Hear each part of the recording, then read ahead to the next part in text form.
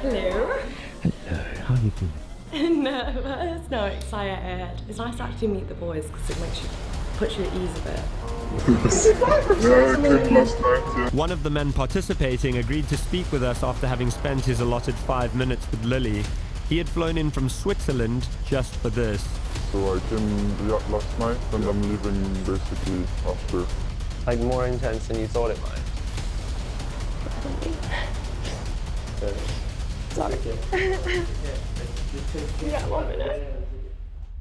Lily Phillips, at the time of this video, is a 23-year-old adult film star who has gone viral for her recent stunt of sleeping with 100 men in one day. She posted an invite on her OnlyFans account that it was her fantasy to complete this task, and 100 of her fans met at an Airbnb in London. Apparently, some men travel a long distance to partake in this event. Each man was given between 2 to 5 minutes of intimacy for a session that spanned approximately 8 hours. After the stunt, Lily was visibly upset in a video captured by a YouTuber who turned this event into a documentary. She stated she felt robotic and disassociated herself with the men she engaged with, only remembering about 5 to 10 of them.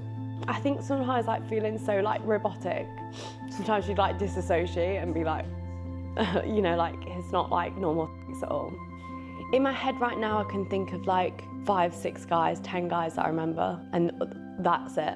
This situation understandably would be overwhelming for anyone, so it's not really a surprise that videos and pictures surfaced of her in tears. But a concern that alarmed people the most was part of Lily's emotions was not about her acts with the large number of men within a short span of time, but Lily was upset that she may not have satisfied every man who engaged in the stunt. She went on to say that some of the men complained about not having the same amount of time as others, and some were not able to quote-unquote finish. And despite her emotional experience with these 100 men, she's now posted another challenge saying that she wants to increase that number to 1,000 men in one day sometime in January, which is approximately just within a month's time. This now leads to a bigger question. Could this be a sign of an underlying case of mental illness? Because if we can contribute it to that, then what do we say about the 100 men who participated? Or could it be that we are really that fallen as a society to where sexual sin and perversion no longer sear the conscience of the average human being? Have we really forgotten who we were made in the image of?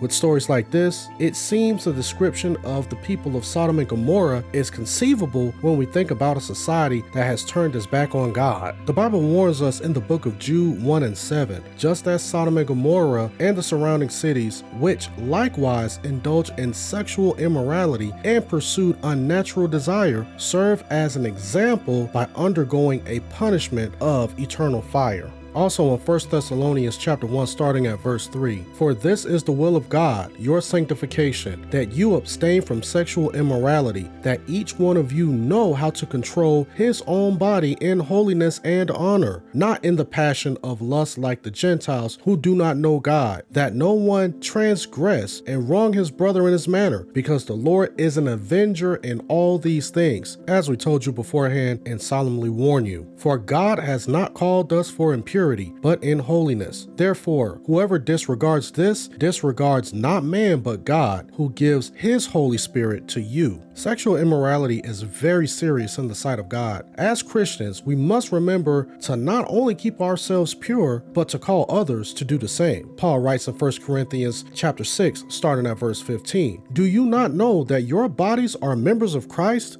Shall I then take the members of Christ and make them members of a prostitute? Never. Or do you not know, he who is joined to a prostitute becomes one body with her? For as it is written, the two will become one flesh. But he who is joined to the Lord becomes one spirit with him. Flee from sexual immorality. Every other sin a person commits is outside the body, but the sexually immoral person sins against his own body. Or do you not know that your body is a holy temple of the Holy Spirit within you, whom you have from God? You are not your own, for you were bought with a price, so glorify God in your body. Hey, thank you guys for watching the video. Go ahead and hit that like button, and if you like this particular content, hit that subscribe button as well if you have not done so.